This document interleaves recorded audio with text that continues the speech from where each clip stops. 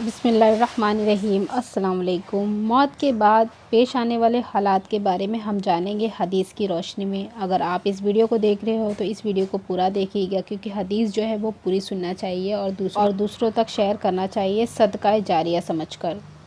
حضرت برا بن عازب رضی اللہ تعالیٰ عنہ سے روایت ہے کہ ہم لوگ نبی کریم صلی اللہ علیہ وسلم کے ساتھ ایک انصاری صحابہ کے جنازے میں قبرستان گئے۔ جب ہم قبر کے پاس پہنچے، جو کہ ابھی خود ہی نہیں گئی تھی، نبی کریم صلی اللہ علیہ وسلم وہاں قبر کی تیاری کے انتظار میں تشریف فرمائے ہوئے، اور آپ کے ارد گرد ہم بھی اس طرح متوجہ ہو کر بیٹھ گئے گویا کہ ہمارے سروں پر پرندے بیٹھے ہوں۔ آپ کے ہاتھ میں لکڑی تھی جس سے زمین کو کورید رہے تھے، جو کسی گہری سوچ کے وقت ہوتا ہے۔ پھر آپ صلی اللہ علیہ وسلم نے اپنا سر مبارک اٹھایا، 2 یا 3 مرتبہ فرمایا، عذاب قبر سے اللہ تعالیٰ کی پناہ مانگو۔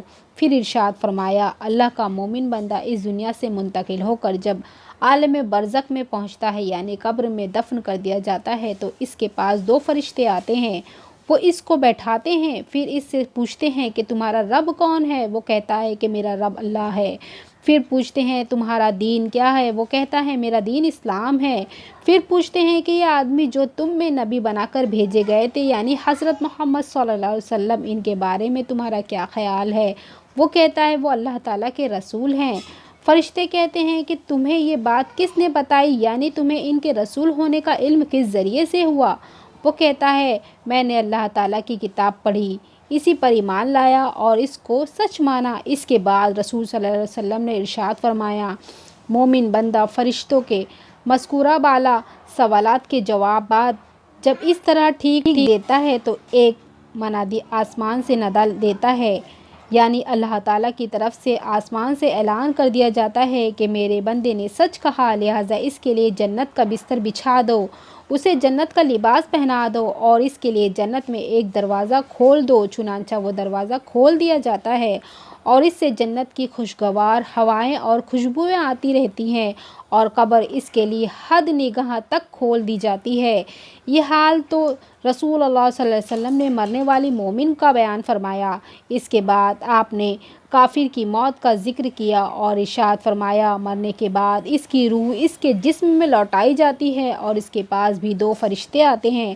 وہ اس کو بیٹھاتے ہیں اور اس سے سوال پوچھتے ہیں کہ تیرا رب کون ہے؟ وہ کہتا ہے ہائے افسوس میں کچھ نہیں جانتا۔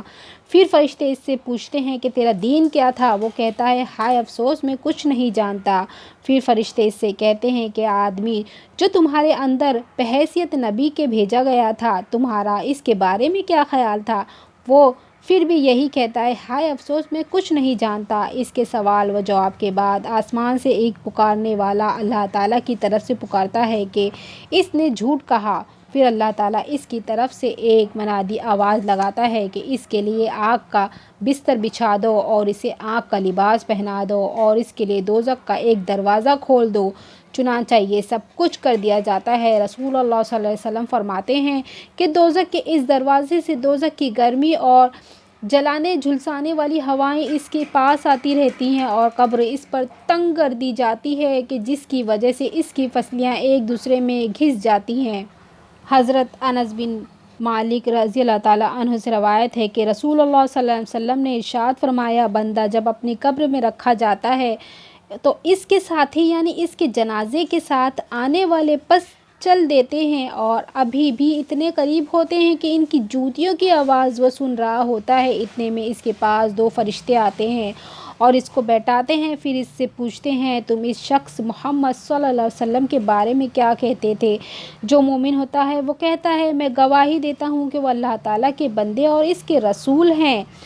یہ جواب سن کر اس سے کہا جاتا ہے کہ ایمان نہ لانے کی وجہ سے دوزخ میں جو تمہاری جگہ ہوتی اس کو دیکھ لو، اب اللہ تعالیٰ نے اس کے بدلے تمہیں جنت میں جگہ دی۔ دوزخ اور جنت کے دونوں مقام اس کے سامنے کر دیے جاتے ہیں، چنانچہ وہ دونوں کو ایک ساتھ دیکھتا ہے، اور جو منافق اور کافر ہوتا ہے تو اسی طرح مرنے کے بعد اس سے بھی رسول صلی اللہ علیہ وسلم کے بارے میں پوچھا جاتا ہے، اس شخص کے بارے میں تم کیا کہتے تھے؟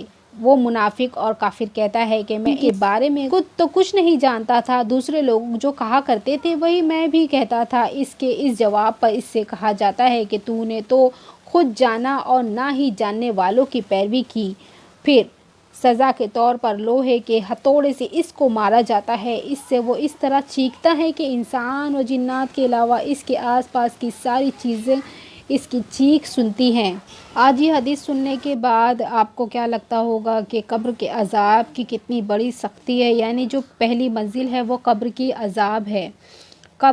قبر کی جو منزل ہے وہ پہلی منزل ہے عذاب کی اور عذاب سے نجات کی۔ تو اللہ ہمیں اس سختی سے ہمیں بچائے، ہماری حفاظت فرمائے۔ اور آپ کو یہ ویڈیو اچھا لگا ہو تو لائک کر دیجیے گا اور اس ویڈیو کو زیادہ سے زیادہ شیئر کریے گا۔